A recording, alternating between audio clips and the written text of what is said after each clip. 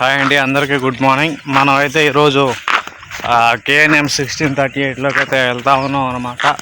So ఎంతవరకు ఎన్ని తీసింది ఏంటి, మనం ఇప్పుడు ఏదన్నా షైనింగ్కి కానీ తెగుళ్ళకి కానీ ఏమన్నా కొట్టాలా ఏంటి అనేది మనం అయితే పరిశీలించేదానికైతే వెళ్తా ఉన్నాం అనమాట. అసలు ఏంటో దాని యొక్క స్టేటస్ అయితే చూసేసి ఫర్దర్గా మనం ఏమన్నా చేయాలా ఏంటి అనే దానికోసం అయితే మనం అయితే KNM 1638 వరలోకి అయితే వెళ్తా ఉన్నాం. సో ఇప్పుడైతే మనం వెళ్ళైతే మన స్టేటస్ అయితే పరిశీలిద్దాం.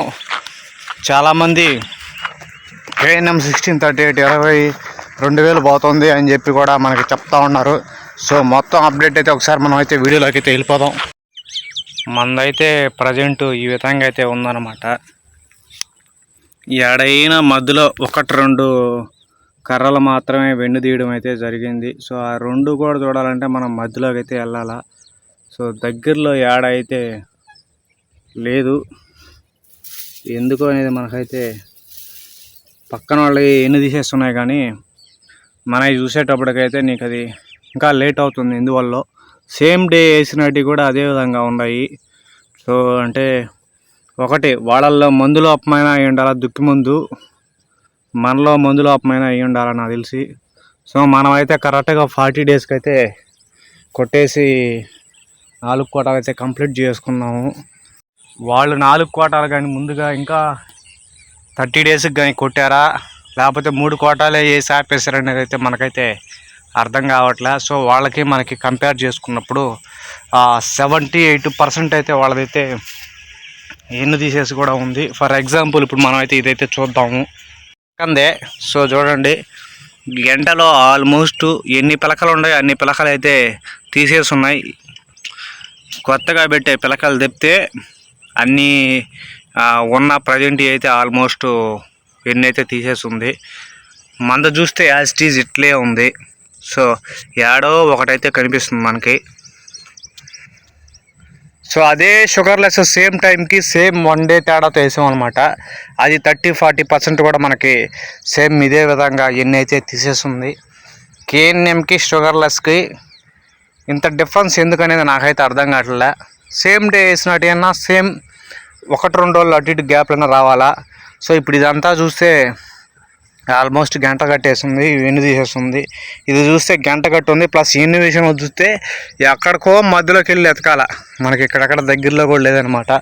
సో మనకి ఈ KNMకి డిఫరెన్స్ అయితే బాగా ఉంది. అది నాకు కూడా ఆశ్చర్యం అనిపిస్తుంది, అసలు ఎందుకు ఈ విధంగా అయిందనేసి. వీళ్ళది కొద్దిగా పైరు హైట్ కూడా ఉంది, మనది కొద్దిగా పైరు హైట్ కూడా తక్కువగానే ఉంది. సో ఒకటి వాళ్ళల్లో లోపమే ఉండాలి నాకు తెలిసి. మన కరెక్ట్ టైంకే మన ఎన్ని తీస్తుంది. లాస్ట్ టైం కూడా మనం పొదిలేసినప్పుడు కూడా చూసాము, మనం కరెక్ట్గా మందులు వేయడం వల్ల కరెక్ట్ టైంకి ఎన్ని తీసింది. వీళ్ళు మనకంటే ముందుగా మందు వేయడం వల్ల ఏమైందంటే అది మనకంటే ముందుగా వాళ్ళది ఎన్ని తీసేసి వాళ్ళకేమో 3 పుట్లు 3.5 పుట్లు అయింది.